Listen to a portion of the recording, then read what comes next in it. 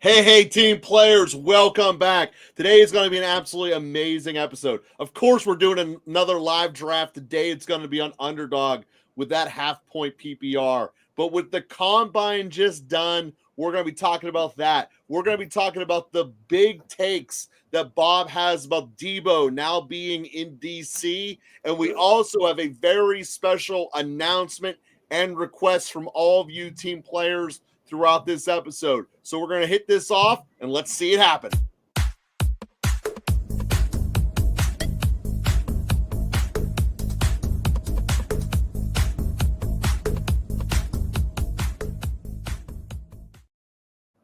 So, Bob, big trade over the weekend during the combine. Conditional fifth-round pick for Deebo from San Francisco to DC. Most people are thinking this is an instant upgrade. DC is going to go over the hump. They're going to be ready to go win that division and slay Philly. Where do you put this whole thing at, both in terms of real-life production and the fantasy world, of course? All right, well, let's just start with, I think the trade overall is a gigantic win for Washington. And likewise, I think the trade is a gigantic win for the 49ers. Two takes on that. So for the 49ers, I think this is a great win for them. For the reason that it finally allows them to move on from the gimmickiness of what Deebo Samuel has been throwing down for the 49ers for a couple of years now. In most fantasy circles, it was, if CMC went down, it was challenging to figure out where, do I want to go after the running back? Well, they have Deebo. Deebo's useful. He might get a couple of carries here, might trend the usage of the running back down a little bit more. That's done. And I think when we look at what they got in return, while it might not be the best return that you could possibly get, old wide receivers are not going to return you great draft capital. They're not going to return you great players. So you got to take that as a loss in that respect. However, this now opens the door to Ricky Pearsall, who looked fantastic in the opportunities that he was allowed to shine.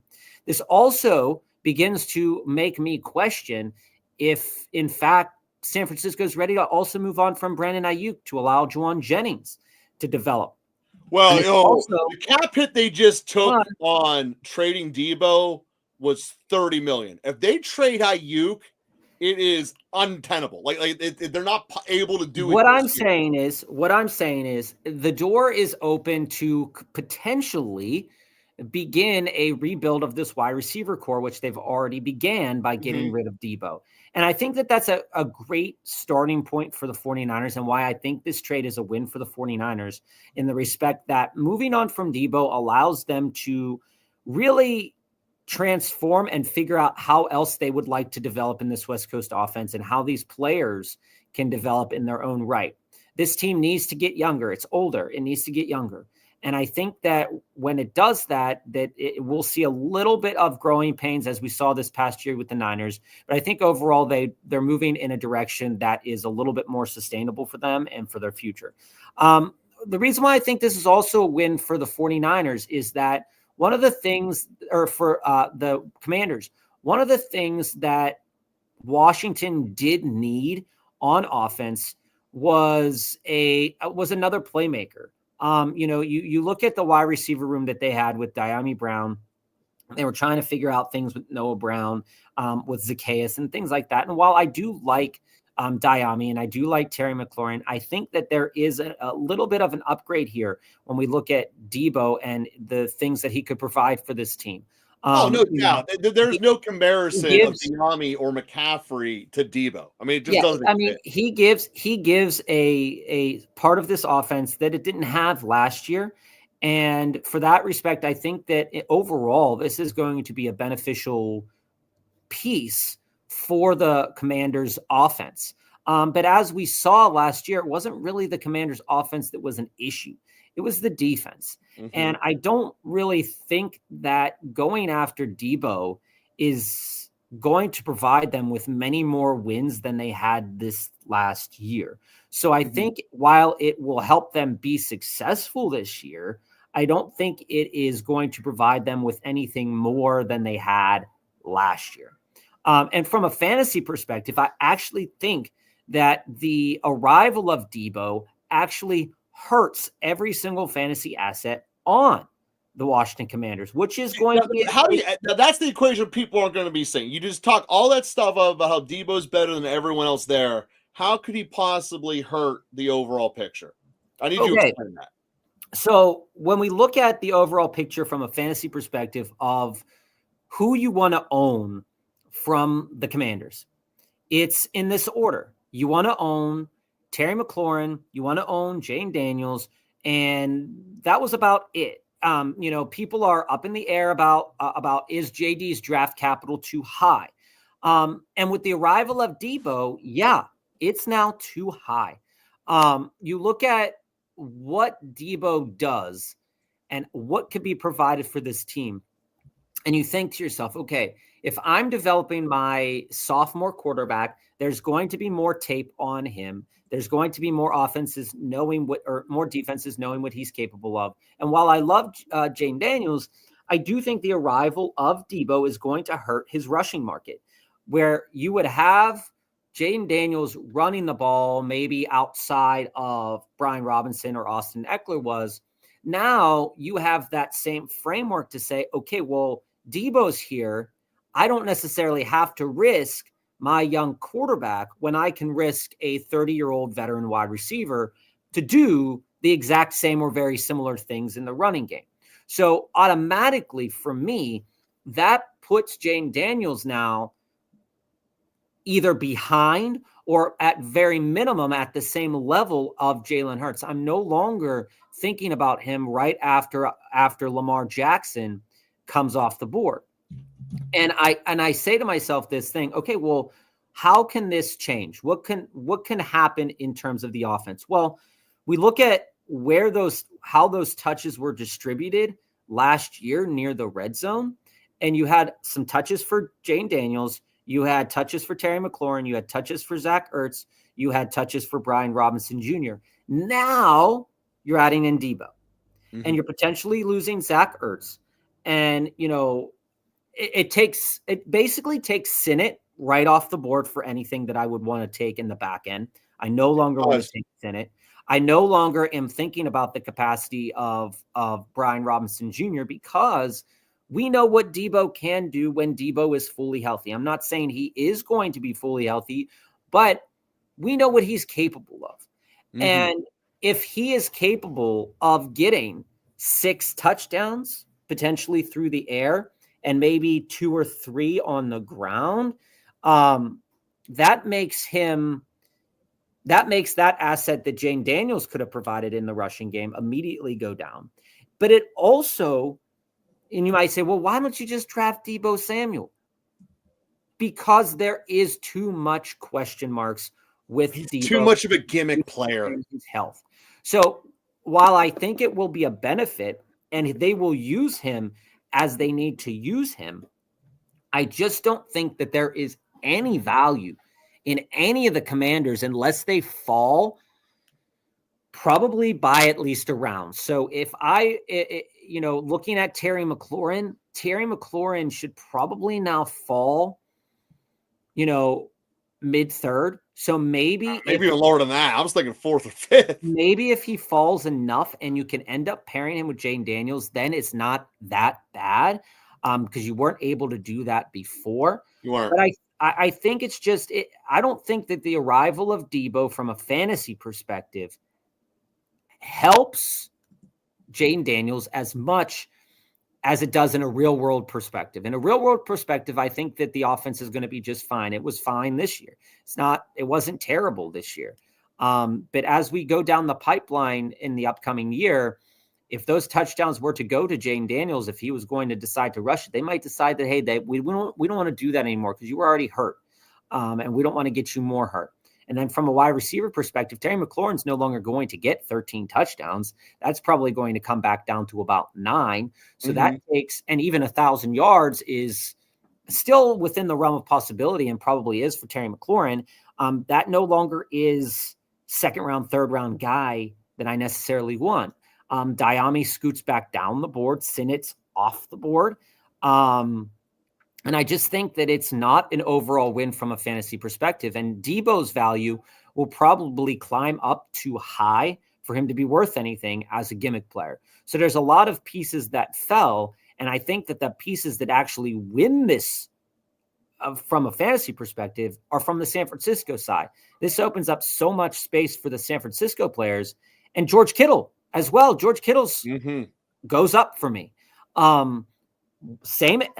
Older, injury riddled, but the competition is going to be a little bit different, I think, this year.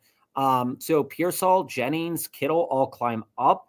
Terry McLaurin, Jane Daniels. I don't have Jennings climbing up. I do have Pearsall skyrocketing. Yeah. So that's just how I do how I have that. Oh man, our boy JT coming off. Yeah, I wanted JT there, but this is going to be Bucky. Okay. But to your point here, and this is something that we've talked about in some of our previous drafts, for those guys who are binging this, you just have seen this, is that Stennett is one of those guys that's a late-end play that we were taking a lot. He's not going to get any of those late-end touchdowns now. So it actually affected my 4th pick overall. Part of this is to do an exploration to show you guys what it's like, but I wanted to be down the Dallas track. I really do like, I think Dak's going to have a hell of a comeback. I'm very big on that. And I wanted to basically, knowing I'm going to put Tyler Warren in here, and we discussed about having 2 great running backs ends up putting you in a better spot, Bob, for this pick than Jigba or Harrison. I don't like either of them. I love the Jigba. I'd rather, oh God. We could take in Jigba. We haven't taken him in a while. We haven't. The Jigba. He's the only guy. He's going to be the only one left standing. But the point being is that we wanted to have 2 decent tight ends, Warren and a decent one. And I want to be on Dak as a good floor quarterback.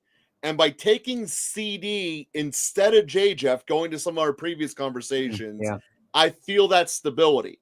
And Bob, I'm going to ask you this question because I want it to actually be considered instead of just dismissed. Yeah, I like Trey McBride too. Oh, I don't like McBride at all. I think he's way too overpriced right now. I like him, but not at the value. We've talked about this. Yeah. I like him, but not at the value. So I want to go to the other side of the pick from us. With Daniels, I told this you. time last year, everyone was saying how Stroud is going to be the Hall of Fame quarterback in waiting. He's going to be the greatest thing ever. And then obviously he's a step back. Everyone's step back is a different story. There's not just one universal step back. I want to propose out there that JD could be a natural step back candidate. I'm not even something that should be considered. I'm not even ready to discuss that, but what I am ready to discuss is what I just talked about.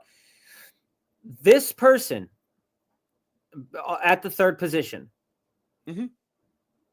is overvaluing now. 100%. Well, 100% overvaluing that Deebo trade. Like I said, this is what you cannot tell me that there is a realm or a universe that it is wiser to draft Jaden Daniels over Josh Allen or Lamar Jackson at that value. And for me, there's no way that Jaden Daniels climbed with the arrival of Deebo Samuel, that Jaden Daniels from a fantasy value perspective climbed above Josh Allen or Lamar Jackson. So in my perspective, this absolutely is a reach for the stack of Terry McLaurin to Jaden Daniels. But in my estimation, based upon what we know about Deebo's potential, you are now overvaluing the stack to the highest degree and not getting a better return on the value of your players. I just don't see that as being a smart decision when it comes down to it, when the season starts. I'm not a fan of that. Bob, I 100% agree with you there. So for this pick, I'm going to lean receiver here. And the guys I'm looking at are Devontae Adams, Metcalf, and Zay.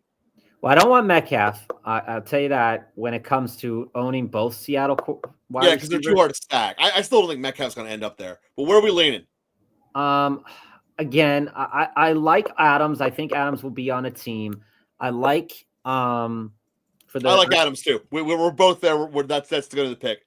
Yeah, I mean, and part of this was to let you guys know up front.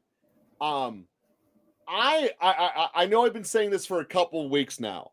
I believe and then there went Hampton. The Saquon Barkley effect is going to take over this league.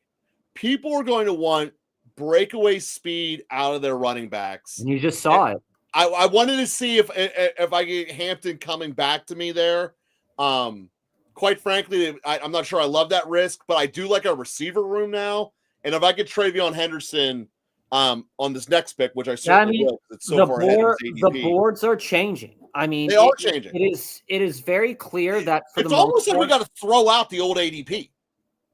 It is, but still, people are riding that old ADP. I love Chuba. Not compared to Trayvon. Trayvon Henderson could score a 70-yard touchdown. I mean, I like Chuba just from a in the system perspective that he already has experience within his system. There is a lot to not like about Chuba, but at the same perspective, I think that I'm a little bit higher on Carolina than a lot of people are.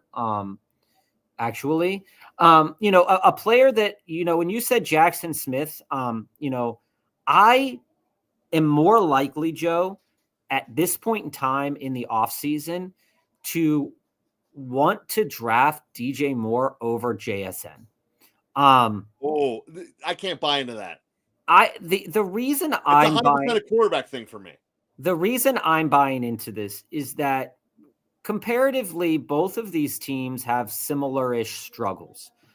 They struggled running the ball last year, and that was one of their bigger struggles. They both play in shitty weather. I mean, that is an undeniable fact. JSN is going to have a couple more games in better weather because of the domes and stuff, but that could be said about DJ Moore as well. What I really like about DJ Moore is and what I don't like necessarily about JSN is just the upside potential for touchdowns. We've seen it over and over again that DJ Moore, again, but older. I think this is the thing, and I might be looking too much into this, but Lockett's gone, and Metcalf's probably gone. Again, so there is that. Case, I look at him as the only. There is that perspective. There is that perspective to take too. It's just one of those things that I'm not willing to. I'm not willing to say that I'm ready all in on JSN right now in a third round perspective.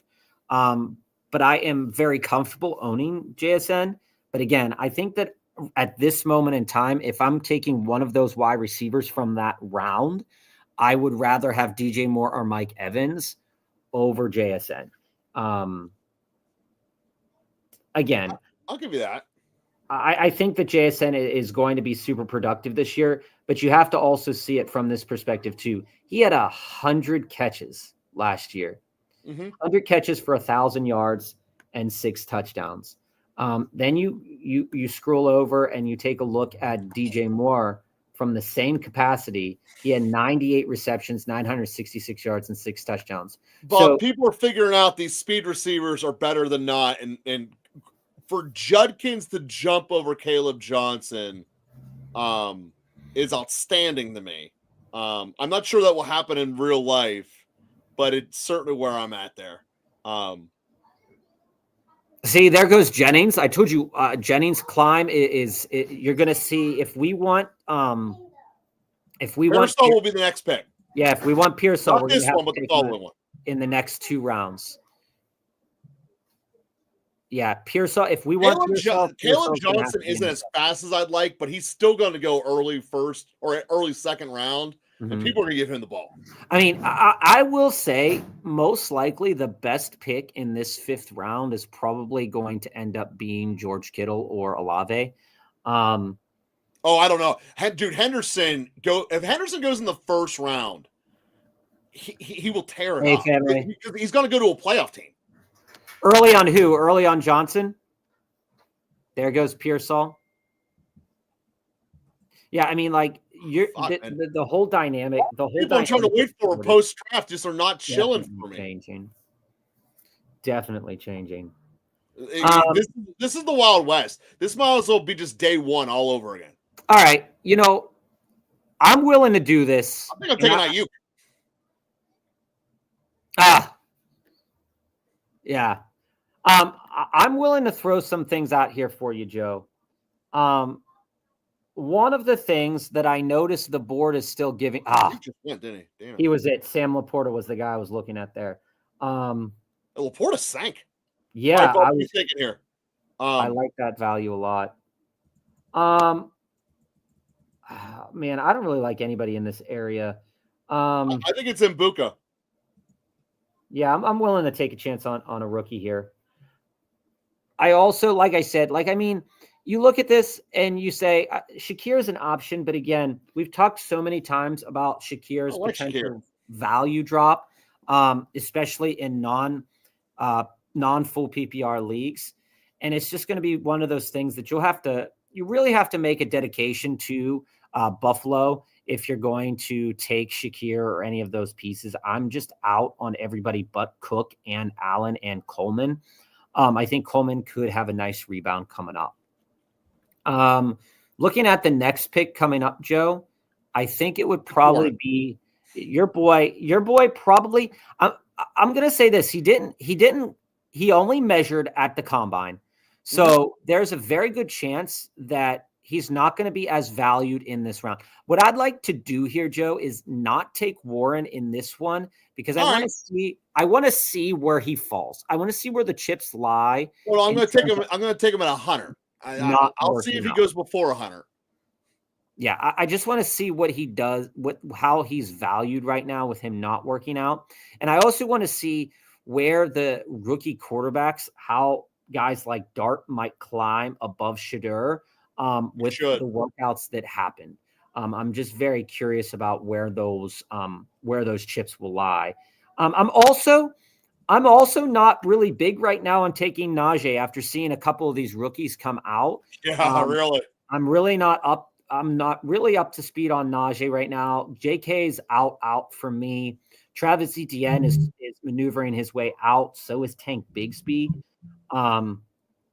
And Aaron Jones. I'm more willing to take a chance on a lot of these rookies after seeing the measurables and seeing, reading a couple articles about the value. Ryan Heath put out a good article recently on Fantasy Points, and also over at Dynasty Nerds, Steven Pintado put out a really good article about ways to look at the measurables when you get them, and to how they compare to other athletes that are currently in the NFL.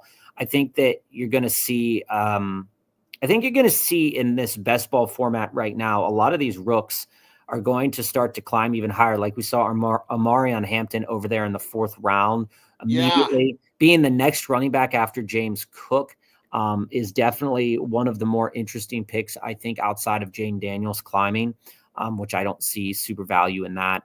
Some of the Matthew Golden. There does need to be a clause, though. Rookies are not normally your best projections as far as receivers producing. They can give you a Tyler Warren, dude. Bob, he didn't even get to us. He went at 88. 88. Okay. Well, he wasn't coming back to 105. I'll tell you that. That's interesting. Again, he's climbing up to the territory that you talked about the other day, where if you had to take him so high because he has certain measurables, but in honesty, I'd rather have him than Mbuka. But this is part of the learning of it. Okay. This pick right here, I'm going to take Jaylen Warren. Okay, I can get behind that. I'm okay with that. I want to have at least 2 non-rookie running backs on our team. I'm okay with Jaylen Warren because he is a useful piece. He has. And then the pick after that will either be Mark Andrews or Jonnu Smith. Yeah, tight end here would be nice. So it's going to go Jonnu, Dak, Fergie.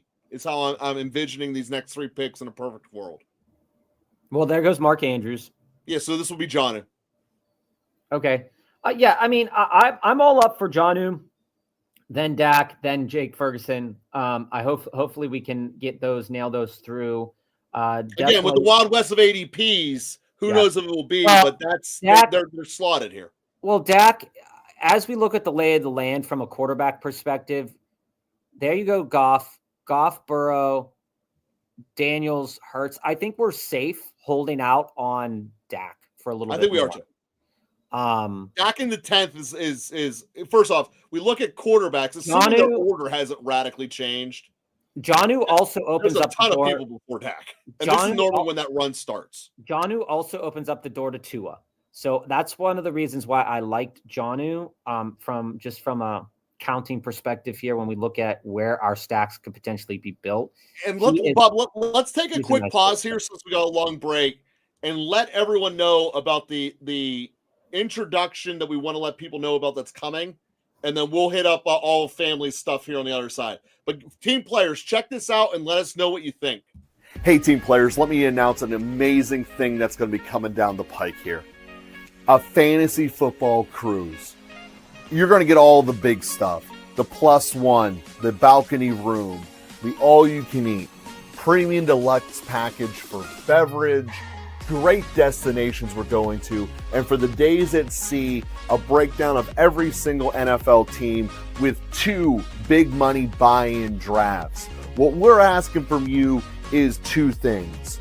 First, would you be interested in wanting to be a part of it? And second, who are the other guest speakers we should be inviting on to break down the teams and doing the draft with us? Team players, we'd love to see you at sea, and welcome aboard to our fantasy football cruise hosted by Elite Business Cruises. Just a little something, everybody. Just a little something. It's down the pipeline. We want to know what your guys' input would be as we have this ability to make it happen. And if there's a desire, we want to make it happen. So family, what's the question? Yeah, family, I like this question a lot. So which kind of picks should we be trying to scoop up? Would we be trying to scoop up for some value running backs in Dynasty? I am looking to trade away. If you're in a Dynasty league and you're owning Aaron Jones, Najee, and you can acquire some picks to get some of these other rookies that are starting to climb off the board. Second rounders would be what people are kind of looking for. As we all know that the Ramondre Stevensons of the world don't have much life left. The Isaiah Pacheco's don't have much life left. And the Aaron Jones has a little bit more left. Just because of his history and his usage of being, a little bit more reliable, at least not from a health perspective. When I look at that family and I look at the question of if I'm going out there to get rookies, I think that if I was trading away like the Ramondres or even the Tyrone Traysons or the Tony Pollards, that I'd be looking in that second or third round, mostly the second round, because I know I couldn't get anything higher. If I'm trying to get a more veteran player with the hype that these rookies are causing, it would probably be relevant that you could probably get a couple, if you're looking to get a veteran player, that you would be able to trade some of those second round, third round picks, most likely second round picks to get in there. Again, looking at this board here with these running backs and why'd you take Dak there? Oh, that's where he slated ADP, baby. All right. I think you slaved to the ADP on that one. I might have, but I look at the other ones. First off, I want him for the stack. I feel that. This might be going back to what we were saying before about the top end receivers stacking your back end. Would I do this? Literally, there's no one else that I wanted that justified the risk of letting him slip away. I thought you were going spot of this draft, dude. Yeah, I thought you were going Jake Ferguson, but that would dude. I could Jake Ferguson next round. That's fine. That's fine. As long as that's what the plan is. It's still getting Ferguson. I'm going to take Leggett in the next pick because he's the only person who's halfway palatable for my taste right now. Hold on. I don't want Trey Harris. I don't want get to this question, and I don't want Hollywood. So, yeah, I don't like QJ as much. Diggs, Allen, probably too old to think about here. Diggs and Allen have already went. Did they really? I wasn't paying attention. Diggs went in the 9th. Allen went in the 1st of the 10. Okay. So it's Trey Harris, and I don't want to have another rookie running a receiver. or Leggett or Kirk. So to me, it's I don't Leggett want without any. even I don't thinking. want any of that garbage. I don't want any of that garbage. Yeah, it's Leggett. Let's go. I kind of would have taken Ferguson there, though. To be honest with you, I think I'm getting him on the comeback. I don't know. You're gonna start to see a little bit of a mini tight end run, dude. I don't think Basically, everyone has a tight end except for 11 and 12. So would I trade back late first for multiple seconds? I absolutely would. I think there's enough talent in this class from a running back perspective that if I want to go back and and stack a couple of those back end, not back end, but one of the things to be certain of is that if you don't have one of those top 6 picks, that you're going to want to get more assets somewhere along the line. And I don't think that there's any primary difference necessarily if I'm sitting there with a 110, with going back and getting a 2.4 and a 2.8 or something like that. I don't think that there's that much difference from a player standpoint. And I'd rather get the extra player, especially once I'm dealing with rookies that are drafted on the second and third days, because those guys can fizzle out. They don't necessarily get as much volume right away.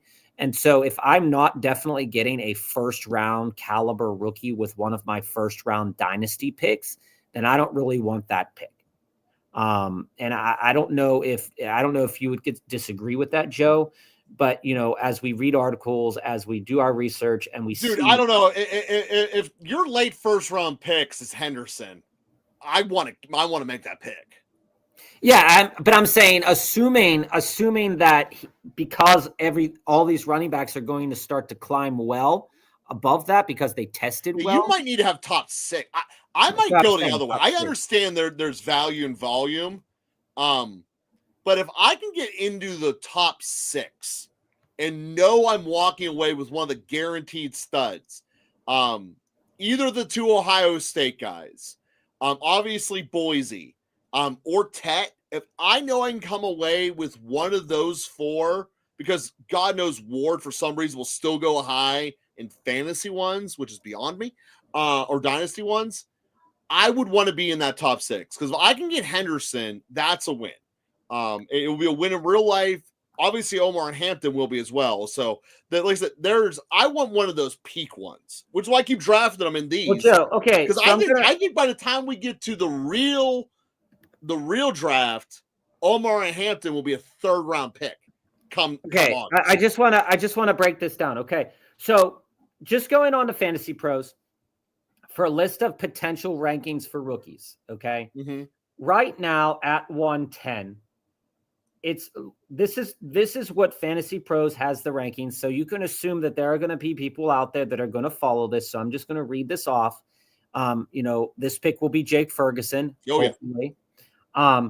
So we got Genty, Tet, Igbuka, Burden, Hampton, Warren, Henderson, Golden, Trey Harris, and then your 10th pick would be. I don't want anything to do with Trey Harris. Then your 10th would be Caleb Johnson. Right after that, Loveland, quite frankly. Right after that, you have at 111 potentially. Again, this is just a ranking, not a for sure system. But you have guys like Caleb Johnson, Judkins, Royal, Higgins, Devin Neal, Scadaboo, Dylan Sampson, RJ Harvey.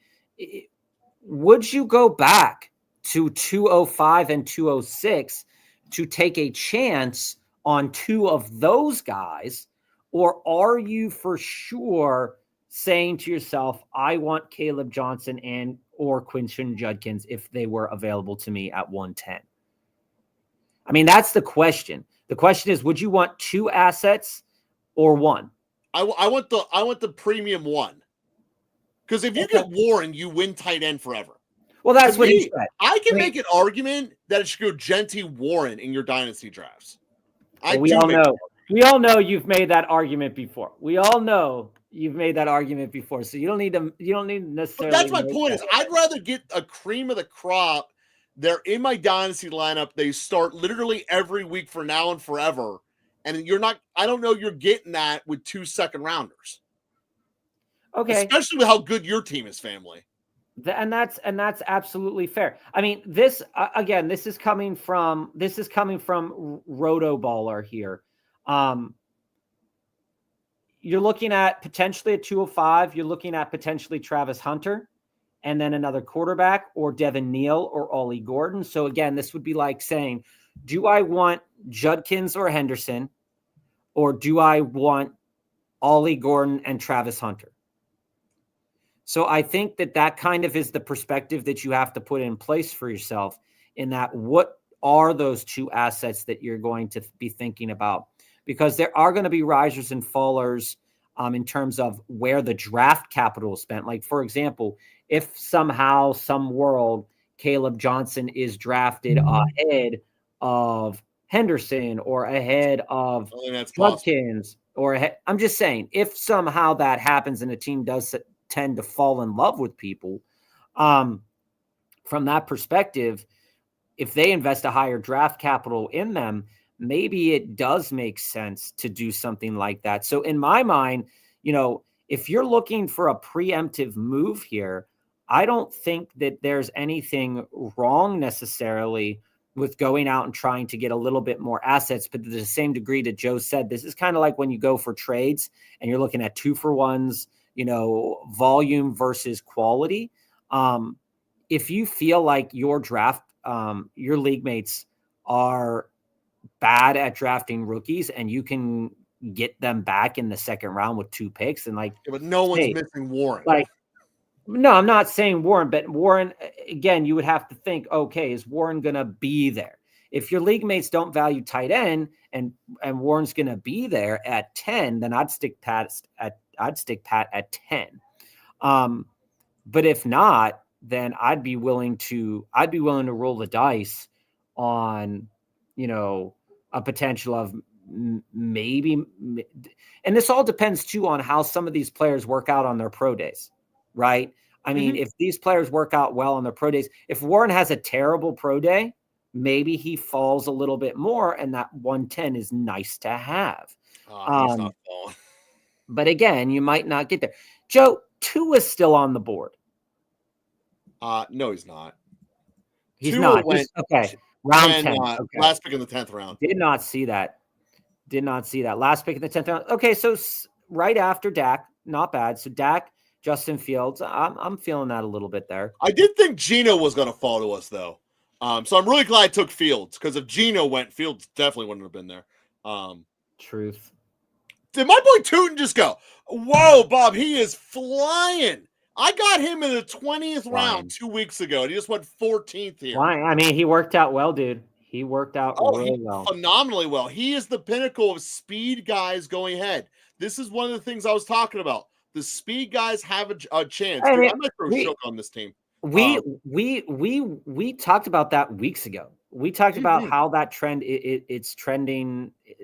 It's going to continue to trend in that direction for the foreseeable future. So I'm going to be taking Jordan Whittington here if he's still on the board. I was just going to say that. Replacement. With Stafford there, I really like Whittington still. Yeah. Stafford staying, Whittington is totally on the board. I love that pick. Definitely keep that pick going. Family, let's get into this question here. In a random trade, when I had 3 seconds, I sent the one that ended up 201.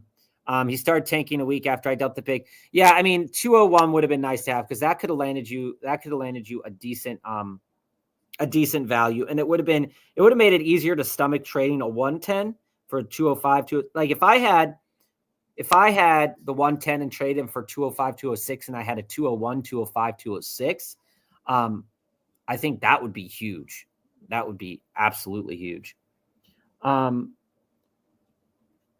I'm thinking Ollie Gordon here, or maybe Mason. Might be too early for Mason. Take Gordon. Take the rookie. Wait a little bit on Mason. Yeah. I also don't Mason will be the next pick, though. I like having 6 running backs. I also don't think that it's necessarily a bad move, Joe, in the interim, knowing that we want to try to build out 3 quarterbacks. I'm not seeing his name on the board yet, but I'm really curious to see where Derek Carr lands. Carr is third out in terms of the listing right now. Okay. If we could get him coming on the comeback, that'd be nice. All right. I don't mind that at all. Yeah, we really have not settled down on our floor guys yet. No. I think Dak's a very good floor guy, by the way. I think so. I think that Dak what a lot of people are missing out of Dak is that Dak, we talked about this a couple weeks back, but Dak is perfectly capable of being a top 5 fantasy quarterback performer when all assets are healthy. One of the biggest things that happened to Dak last year was offensive line troubles and being on the ground more than he was upright. Now, that might not resolve itself this year. So there is 100% they're resolving that this year. That there is a bit of a risk that will be problematic. Now, currently dealing with a hamstring injury, that doesn't matter to me as much. A little bit, way down the line. Zach Martin just retired from the Cowboys. However, there's money to spend for the Cowboys. So I think that the Cowboys will move in the direction of making their offense healthier. They want to most likely invest in a young running back. They most likely will want to invest in another wide receiver to help out CeeDee Lamb. CeeDee Lamb was frustrated for the majority of that year. And if they want CeeDee Lamb to continue to perform at expectations or above, I think that it would be I think that one that they traded for in the middle of last year from Carolina it came from, I believe, is going to be. Yeah, he came from Carolina. I mean, again, we knew that wasn't going to be an excellent move right off the rip. No, pretty much no receivers that moved last year did anything once they got their new place. Yeah, I mean, Amari didn't do anything. If Carr is there, I'm willing to take a chance on Carr, family. See, Mason didn't make it to me either. Is that the same guy? No, it's not. Yeah, I think I would have preferred Mason over Ollie, to be totally blunt. So, again, there's a very real possibility, Joe, that Garendo could beat out Mason. Again, glass cannon type of mentality. Jordan Mason is Mason is a perfectly acceptable pick. I think that Mason is a good pick. But I'm willing to take. I think I might have just spent the highest Ollie Gordon will be all year, and I kind of regret that now. Maybe. Shador. Oh, that's gonna be such a horrible pick. Joe, how do you feel about your Roman Wilson here? No, I'm gonna take Roman Wilson the last pick because no one remembers him. I'll be able to get Roman Wilson in the last pick of the draft. Yeah, you see JJ McCarthy slid significantly again. Mm-hmm. Back down to the 16th round. Joe, where did the Jefferson drafter draft Jefferson? Was it at 5 or 6? Because we're sitting there at 4. JJF went 6. Okay. So the guy that drafted JJF didn't even take who could potentially be the, starting quarterback for. So Royals are back, Bob. Go with Royals. Jalen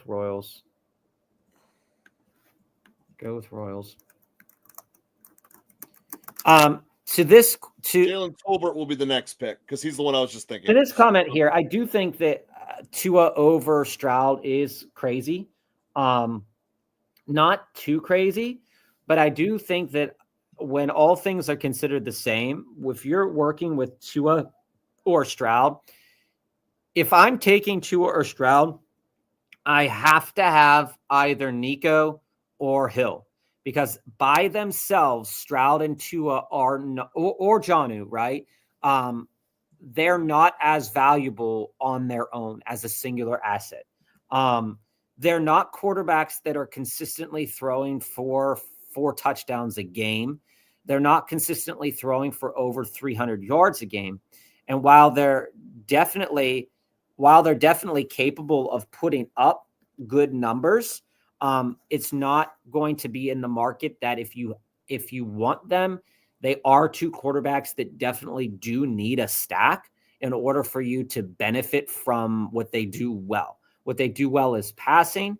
Tua can be really good with Tyreek.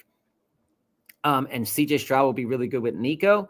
But I do think that they need, if you're getting them and you're not pairing them with Nico or the like, that it's not a good pick. Hey, Bob, can you pull up real quick? What did Martinez and ETN run at on their 40s? All right. 40. I assume Martinez is going to be like a 4.6. 4.6. It's kind of gross. Yeah, but he's a power guy. Slow power guys. I don't know. It's pulling up right now. Hold on 1 minute. I mean, yeah. Tua, for you to have an unstacked Tua with already Tua's health problems makes no sense. No, it doesn't. To me, that's that being said, we have an unstacked car right now. But that's fine. It's our third quarterback. It's fine. And an unstacked car is not the end of the world either. I mean, it's again, we're taking Carr 5 rounds after Tua. It's about draft capital at that point in time. Who did you ask me about? Martinez and Trevor Etienne. Martinez ran a 4.51. Oh, really? Etienne ran a 4.42. I am going to give Martinez a shot here, then. No, I'm not. Let me go through these running backs already, Bob. Bucky, Travion Henderson, Caleb Johnson, Warren, Ollie Gordon. I do need to throw another one in there. I heard that Juwan might not be back. I heard Juwan Johnson might not be back at tight end. So that makes it like there's a possibility. There's a world that they go out and get a rookie tight end and just say and play it by ear. All of the assets from the Saints offensively are really hard to figure out right now outside of Olave. And I do think from a planning perspective that it is perfectly fine in most circles that if you're taking Olave down there in the 4th round, 5th round, 6th round sometimes, I think that going out and building a back end Derek Carr isn't terrible. But one of the things that we said about Olave this past year that was rough, and hopefully that's changing from a coaching perspective, is the fact that, Olave was not being used in certain situations. So like when you had thought that Olave would have been used, he wasn't. And when it was like, oh, this doesn't make any sense, Olave was used. So I think that there's a lot of coaching things to have to kind of trend out in order for me to be super confident about the Saints from that perspective. But outside of Kamara and Olave, there's really just no assets from the Saints that you really, really want right now. And I do think that that's the reason why Carr is trending down boards. But when you look at who's in this range, you see Jackson Dart, Derek Carr, Shadur, JJ McCarthy, and Aaron Rodgers. And, Derek Carr on there right now, at least, has the job. He has the job. You know where he's going to be. You know the struggles that the team has. But last year, prior to the injury, he was capable of putting up really good numbers for a quarterback. I remember having these discussions, and is Derek Carr worth picking up off the waiver wire? And at that time, he absolutely was worth picking up off the waiver wire because he was throwing it to Shaheed. So maybe this should have been a team with Shaheed on it because Shaheed's an asset that is probably going to be really good for best ball this year. So about Shaheed, I can see that. New Orleans has just so many holes all over. They have holes all over their offensive line. What they have holes is their cap hole. I need to see. They're in. I have a completely different opinion of New Orleans once I see who they cut, who they don't cut. I'm not fighting that at all. But what I am also saying is that if you are in fact a person who is predicting the decline of Alvin Kamara as a runner, which we are, then in order for the Saints to track well, they are potentially going to need to pass the ball more. And if they do pass the ball more, it will lead to more turnovers, which really doesn't matter in best ball. Well, Deontay Johnson did get drafted. But hey, if he can throw up 3 touchdown games, there was one game, he's not a yardage guy. We talked about this last year. Deontay Johnson has never been a touchdown guy in his career. No, I was talking about Carr, not Deontay. I'm not even like saying anything about that whatsoever. Like Deontay's not even on the realm. This number 12 guy's been giving me perplexing picks this entire draft. I don't know what he's doing, but he's got a little black shield, so he feels special. Hey, you know us in CEH. We love Clyde Edwards-Helaire on Local Football Flavor. We did. It did not work out for us. That did not work out, but he's our boy.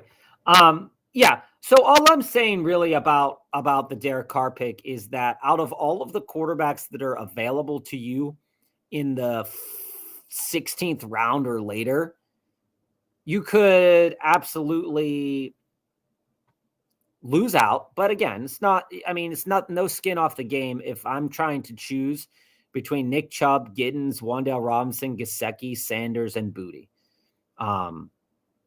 You're not really losing out on too much value there. Maybe if you didn't have your running backs built up yet, maybe you take Brashard Smith.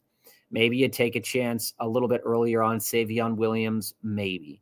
But there's a lot of changing landscape in this bottom half of the board, and a lot in the top half of the board that we do need to talk about right now. Yes, we do. So this is a really funny stat. Really funny stat. More team jerseys than touchdowns last year. It's really funny, man. That's really what you funny get to think about when you really look at it. And I do think from this perspective, just speaking one more point about Derek Carr, there's a chance that they might draft a quarterback and he's out. But if in fact we start seeing in the offseason that they're making even a rudimentary quest to get and build an offensive line there, and if they go out and get a young tight end, and if they happen to, we get a little bit more about Alvin Kamara, you can most likely see out of all of those quarterbacks down there and below, you could probably see him climbing. I don't think anybody's going to be too excited about Cam or Shador on the Browns with the Browns issues that they have. But again, Cam and Shador could climb. Absolutely, they could from a best ball perspective. I think you're absolutely right. Let me look for a minute. So a couple of the major changes we saw was Hampton flying up a round early. Travion Henderson going up a round early. We see Scary Terry, for all the reasons you said he shouldn't go up around early, as well as Daniels. So we look at all this and say, it's an interesting spot. I know personally I've been more comfortable with JT than Bucky, but you can't make the picks what they are. But where do you want to go to? Because this was a wildly different draft than what we've been experiencing. And obviously Combine and Deebo trade are the impetus behind it. All right. So it's exactly 3, actually, family. So Deontay Johnson had 3 touchdowns and 3 jerseys this year. 3 touchdowns and 3 jerseys. And 0 friends. So I do think that the dart throw, firstly, I want to talk about Sam Laporta for a moment. Yeah. We talked a little bit last year or last week. I'm counting the Ravens twice as one team, unless he got a completely new number each time. He never even tried the second time. Then it would be a different jersey. But I like Sam Laporta in the 7th round here. One of the reasons why I'm intrigued by that pick is that if you are building a Detroit stack, Gibbs as the 2nd overall player, while it's controversial, or as the 3rd overall player, building a Gibbs, Laporta, and if you want to, the Goff in the 9th round, as we've talked about before, I don't see a lot of value there.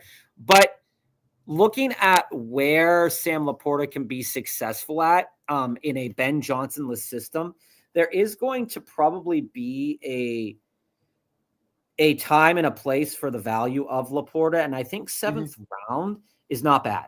I'm not saying that I'm like jumping at the bit to get him in the 7th round, but when I look at the scope of the players being drafted in the 7th round, I'm seeing outside of potentially Matthew Golden as the rookie wide receiver that could be, tip top, and Baker Mayfield, I'm seeing a lot of question marks. Tony Pollard is a health concern and an offensive line concern, making his own way downtown. Should also be a draft concern. Ridley, I think, is too high because we don't know what quarterback is going to throw him the ball. He can easily throw a hissy fit there. Jalen McMillan, I love Jalen McMillan, but if you're doing an unstacked McMillan outside of Baker, I don't see necessarily or the value. If Godwin comes back, you don't love McMillan anymore. If Godwin comes back, yeah, maybe I don't love McMillan anymore. Reed is who he is. Shakir is who he is. We've talked a lot on the show about those two guys. Then you go look at Myers. Will his situation change depending on the quarterback? If Stafford were to have gone there, yeah, maybe that would have been better. But it's question mark. And Brandon Ayuk, question mark. So out of all the players in that round specifically that don't necessarily, like, all of those players have negative question marks. Like Tony Pollard's his health. Ridley is quarterback. Jalen McMillan is playing time. Jane Reed is playing time. Khalil Shakir is usage. Then you have the two rooks. Then Jacoby Myers is also usage. And Ayuk is he going to be on that same team next year? And if Sam Laporta's only question mark is going to be usage as well, in the same vein as Shakir, I'm willing to take a gamble on him at tight end. But again, to your point, Joe, I'd rather take a gamble on Tyler Warren than Sam Laporta, because if you're taking a tight end, if you're taking the tight end that high, you're going to use him. Again, he jumped up to 8th in this draft. 2 weeks ago, we were getting him in the 10th, 11th. Yeah, and I want to touch on this comment first before we go back to the board. Deciding between Gibbs and Puka in my starting lineup last season, 211 was tough. Found a running back there. I could have skipped Gibbs, but I'm not mad about it.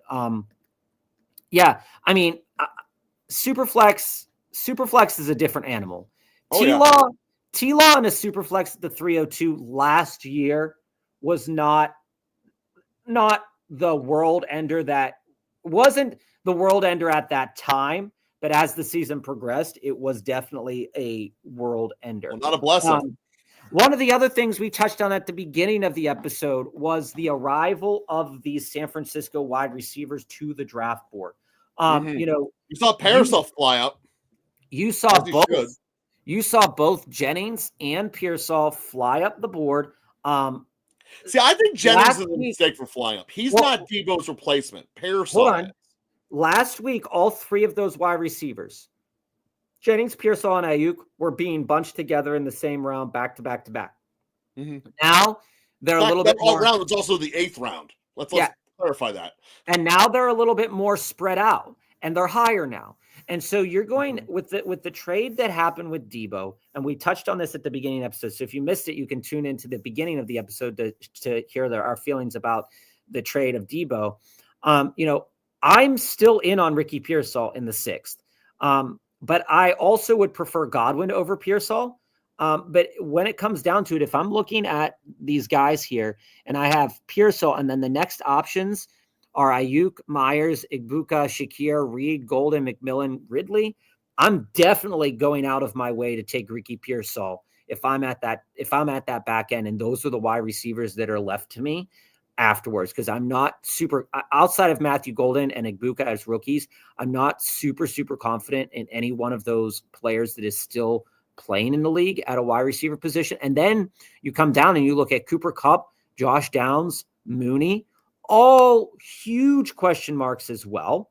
Then the next round after that, the 9th round, Bateman, Diggs, Coleman, Pittman, Shaheed. I think 9th round for Coleman is a bit too high, but he went to the Josh Allen owner, so I can see it. That makes sense.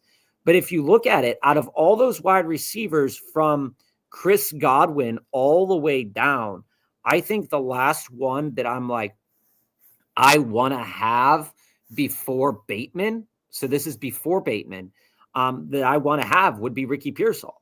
And I don't think that could be disputed from this perspective, is that there are legitimate question marks with CMC.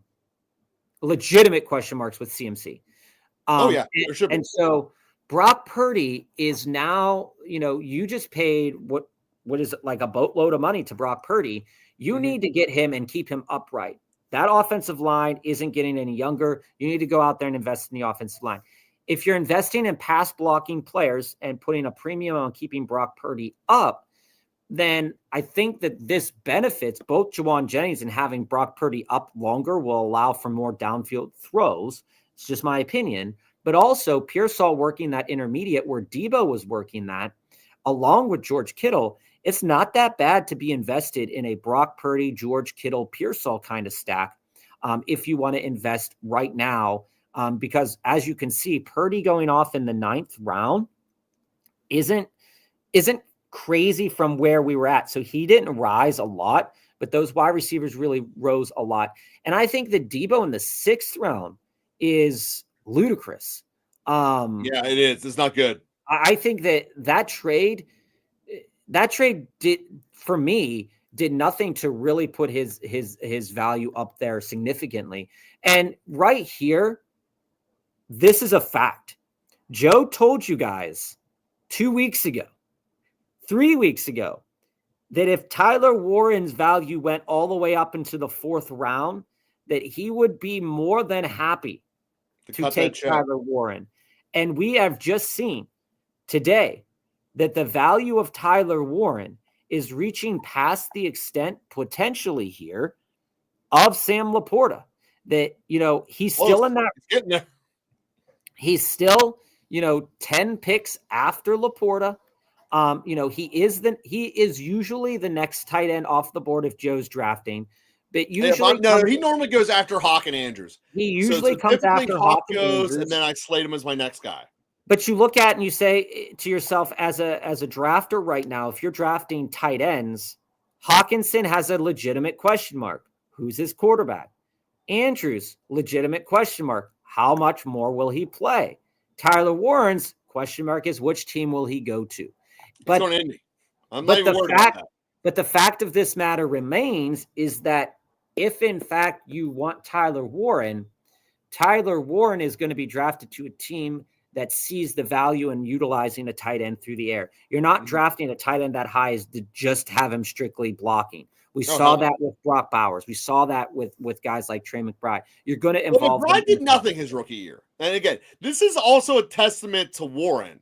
I am not on early. I like that. I'm never am. Say that again, Joe. Said I'm never on early tight ends. They take too long to develop. McBride did nothing as a rookie. Absolutely nothing. Again, you have to have a coaching staff that's willing to, if you're investing high draft capital and you're not going to utilize the weapon that you just drafted high, it doesn't make any sense. I think he was he was an early 2nd round pick, and I believe that was still Kingsbury. But we're saying 1st rounder. If you're taking a 1st round tight end, you are utilizing him right away. Go back up to the top of the board, Joe. I want to see just a couple of things at the top here. So one of the biggest things that I think is going to be interesting in these best ball drafts moving forward is how people value Omarion Hampton. There is a real world argument that I can make to you that Omarion Hampton should be drafted before the 4 guys that were taken ahead of him. There is a legitimate before Hurts, Flowers, and Adams. No, before Chase Brown, Breece Hall, Kyron Williams, and James Cook. And that's not trying to be contrarian. That's not trying to be, out there for clickbait. There is a legitimate argument that you can make based off of what we saw at the combine, based off of Omarion Hampton's tape in college, that if you wanted to take him above Chase Brown, Breece Hall, Kyron Williams, and James Cook, that you will begin to see that, I think, a little bit more and more, especially as we get closer to the draft and we see where Omarion Hampton will land. I have no doubt he could be a 2nd rounder by the time we get to August. I don't think he'll be a second. I don't think he will. I don't think he'll make his way past Josh Jacobs. Oh, I bet he could get past Bucky. I don't think so, but there He is a ends up in legit. Denver. I see it happening. There's a legitimate case. I want to touch on Mark Andrews in a moment. But there's a legitimate. Just see this: if Dallas takes Genty, Denver takes Hampton. I can see Hampton going in the second round.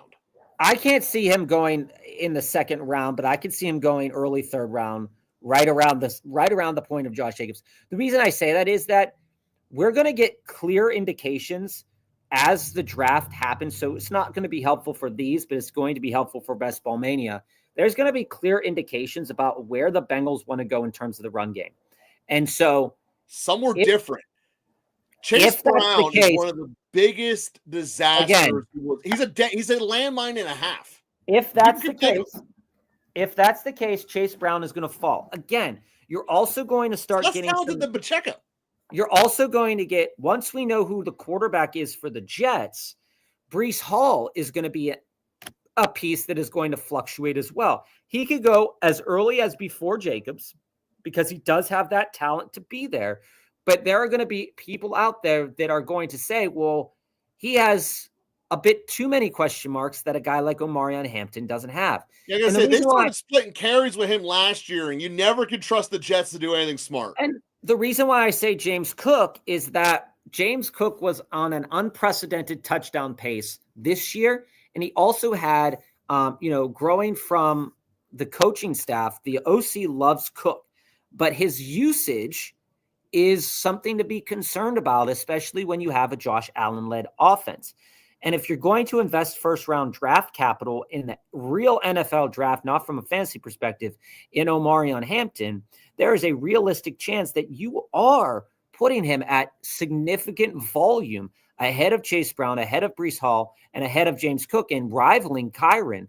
But the question mark is, does Kyron keep his job? They just invested in Corum last year. Does he keep his job? So there's a reasonable argument you can make. Corum won't be the backup. Corum will be out-drafted for sure. The question is, does Kyron get out-drafted as well? And there's so many reasonable arguments you can make for a guy like Omarion Hampton there. Now, I honestly believe Martinez, who we're debating in the 18th round, could walk into the Rams and take that job.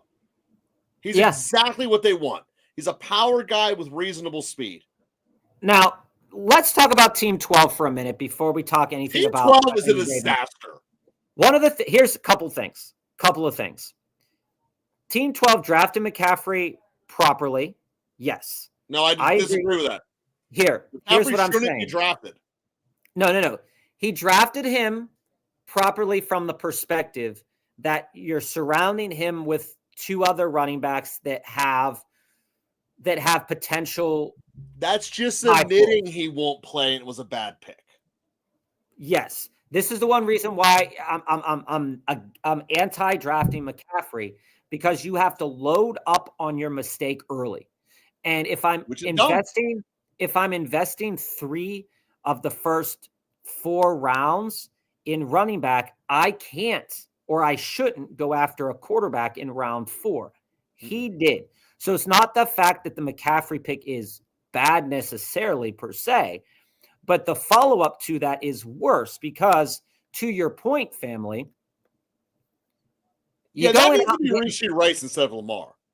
You're going out and getting Pollard as your 4th running back. So now you have 4 running backs on your team with legitimate pathways to not playing this year.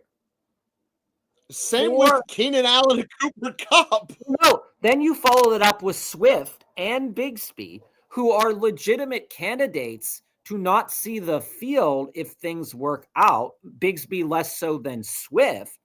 Go back up, Joe. So you look at a running back room. This go back up all the way. This running back room is uncertifiably crazy to me to bookend your mistake with it's like a landmine central. Like that's the thing. Like Devin Achane is a beast. Like I love Devin Achane, but if I'm going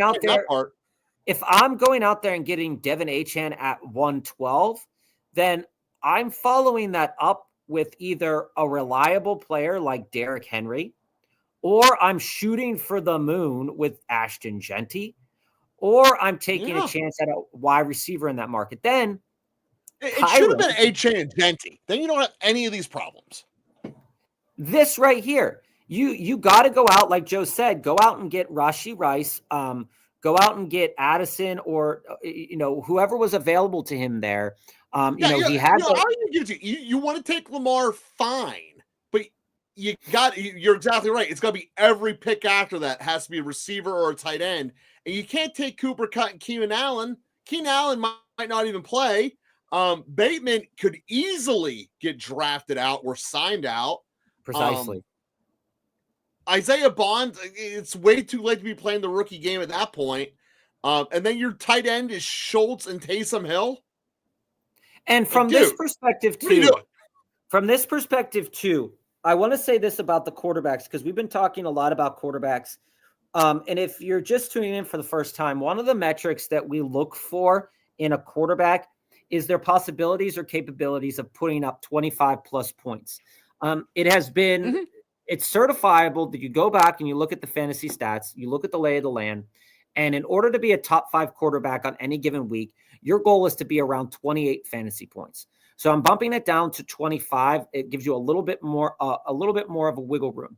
But if I'm looking at it and I say that I'm drafting Lamar Jackson, again, this is not our team. We're just kind of looking at the board. No, if I'm going out there and getting Lamar Jackson, why would I want Stafford, who has not been capable of putting up 25 plus points in a game for a long time, or Aaron Rodgers on potentially a Devontae Adams-less team, who all 3 of these quarterbacks have injury concerns, plus point spread concerns. So there's a lot going on with Team 12 that I'm not quite sure that team is capable of making it out of this pod. Then on the other side of the coin, can I just hit up on our team real quick? Because I know we're going to get a lot of pushback that says, how can you take CD4? And this really comes back to a best ball philosophy and doing stacks with it. Because at this point, I am weighing in Dak with the quarterback combination of all of the other guys. So I look at CD and Dak versus J. Jeff and McCarthy. I'd rather have Dak and CD. I look at Tuca and Stafford. All right, maybe. Stroud and Collins. All right, there's the legitimate argument that I was debating. Neighbors and whoever, I don't want it. And I don't want BTJ and Lawrence. And Goff is too expensive for this strategy to work when we talk about Amon St. Brown. So for me, you have to look at the total picture when you know you're going to stack it. And I really think because of that, you are going to start seeing, at least from the 2 capacities, you're going to see Genty start to round the corner and A-Chain start to improve. And I believe Neighbors and BTJ are going to slide due to the quarterback stacking problem. And I think those 2 running backs are going to step in. Again, this is my projections for what we're going to see in August. So here's an interesting kind of market here too. Just looking at the lay of the land, I want to touch on one thing. Team 10 taking both the Eagles wide receivers without Jalen Hurts is interesting to me, because Jalen Hurts' value, in my estimation, and what we saw this year, does come primarily through his legs. He's not throwing super multiple touchdown games, but if he is throwing super multiple touchdown games and you already own those 2 wide receivers, then you need to get them on your team. So that plan for me is a little bit of a struggle, because like I said earlier at the top of the show, Jalen Hurts is a tough player for me to draft based upon his capacity to score plus 25 points with Saquon Barkley there. I think it's really low. And what I saw with the wide receivers this year, it was a really bit of a struggle for them to kind of produce reliable fantasy numbers. So I'm not willing to take my chance in best ball on 2 of them without Hurts. So if I'm going after both of them, I want Hurts on my team. And I probably would have avoided Mike Evans in that respect and just did Brian Thomas, AJ Brown, then coming back and getting Devonta and then Jalen Hurts. I would have just went something like that, even though it's not my favorite thing. And then looking at the running backs here versus their second round wide receiver counterpart. Yeah, he didn't even get them. Like, this is the thing. Like I said, if you're drafting Collins, you need to stack your Collins, number one receiver. I agree. While Stroud did not put up 25 plus points at any rate this year, Collins was down for a little bit. He was down for a little bit. The wide receiver room was atrocious, was a mess. If they go out there and share that up, I think it will be okay. But I think Nico is a really good candidate to climb up boards a little bit. And to what you were saying, Joe, I really like Gibbs at number 4 overall. Really do. I don't think that you can't not like Jahmyr Gibbs at 4 overall. But here's the thing. When you look, there's too much. Before you go, here's my reason I do not. Let me make this statement first, Joe. Let me make this statement first. Is that the talent at the wide receiver position takes a huge, not the talent, but the fantasy output will potentially take a huge hit if you are building a team and you build out Jahmyr Gibbs and then Terry McLaurin. I don't think you're getting so much more of a competitive advantage over a person who's drafting like we did, Lamb plus Bucky. Then you split it down here to the 3rd round. If I've taken, and this is coming from people who love to draft running backs, if I were to have taken Gibbs and Bucky, and my wide receiver 1 is starting off to be JSN, in a best ball format, that's not awful. But again, that output, I do believe that if you are taking Saquon or Bijan at that 1-2 or 1-3 position, and you're lining up as your next best player would be Terry or Garrett Wilson, I think you need to skip the second round wide receiver altogether if you're doing that, because I don't think you're getting a competitive edge or advantage drafting Terry, Garrett Wilson, or Tyreek over getting those 2 running backs. But if you're parsing it out as going out and get again, looking at team 5, family, thanks, that appreciate it. Another great so looking at team 5, right? Uh-huh. You've got Gibbs, Taylor, McBride, Hurts. Then starting off the rest of the stack with Odunze, Bird, and Shakir. Has there ever been a team we like that takes a tight end and a quarterback in the first 5 picks? No, it's a huge risk. However, if you would have done Jahmyr Gibbs, Jonathan Taylor, plus DJ Moore, plus Devontae Adams, plus DK Metcalf or Travion Henderson, I think personally that team would have been in a better place.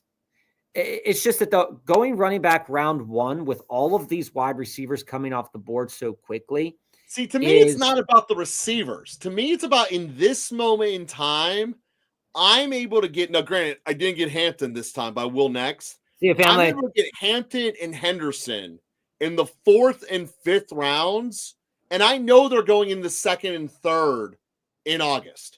So I know there's a there's a devaluation, even with them surging, because they just surged because of the combine. They aren't where their final resting spot is. So you probably should make the argument I shouldn't even taken Bucky. But that being said, that's why I lean heavier for the receiver coming out, knowing that I'm a running back whore. I couldn't pass up 2 picks without a running back. And when we get to August and these guys are back into the 2nd and 3rd rounds like they should be, and the Tyreeks, the Garrett Wilsons, the Scary Terrys, the Drakes, they're all in the 3rd round or lower, then things will have normalized. I do foresee this being back old school fantasy when receivers aren't going to get plucked as early as they used to be. Again, I will not be surprised at all if it ends up being at least 5 running backs going in the 1st round, with Genty joining into the fray. So that's how I look at this. Genty will, I really think it's going to be awesome. I mean, Genty will most likely climb up by Best Ball Mania season because we'll know where Genty lands.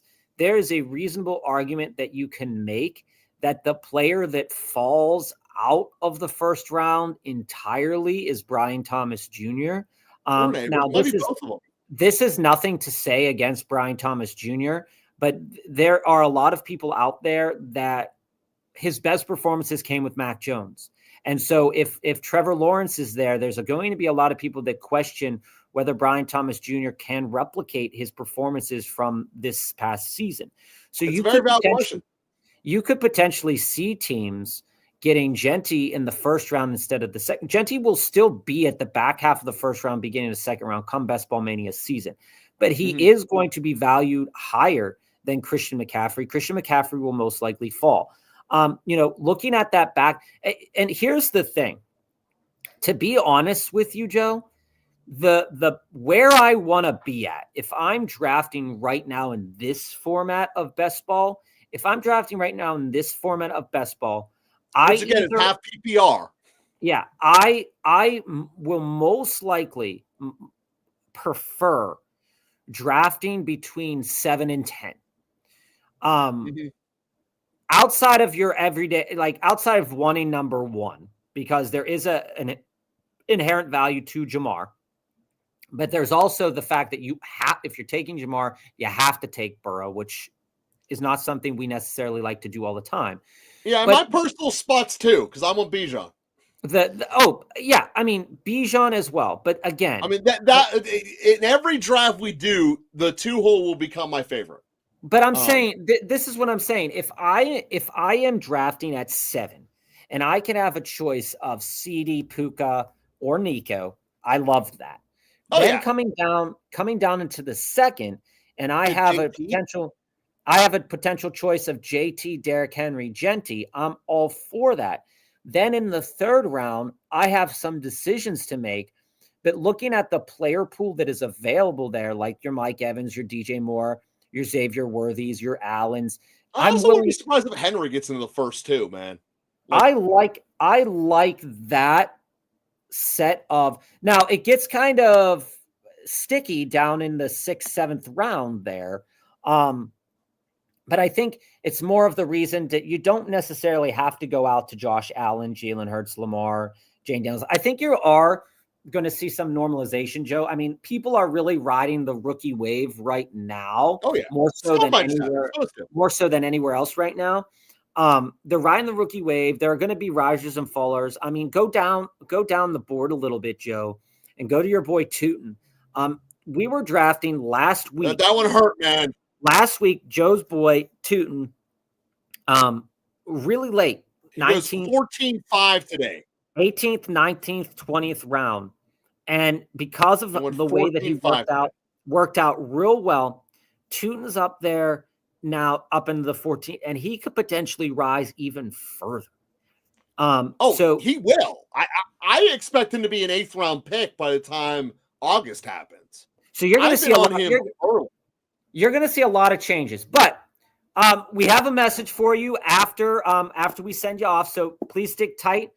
Listen to the message that we have to send to you. Join us this Wednesday, 3:45 Eastern Standard Time. We're going to do another draft. We're going to talk more rookies, talk more decision-making, and bringing you strategies of how to think through these early best ball drafts. So stick around for the message we have, and we'll be back Wednesday at 3:45 Eastern Standard Time. Thanks again, everybody. Hey, team players, let me announce an amazing thing that's going to be coming down the pike here. A fantasy football cruise. You're going to get all the big stuff. The +1, the balcony room, the all-you-can-eat, premium deluxe package for beverage, great destinations we're going to, and for the days at sea, a breakdown of every single NFL team with 2 big money buy-in drafts. What we're asking from you is 2 things. First, would you be interested in wanting to be a part of it? And second, who are the other guest speakers we should be inviting on to break down the teams and doing the draft with us? team players, we'd love to see you at sea, and welcome aboard to our fantasy football cruise hosted by Elite Business Cruises.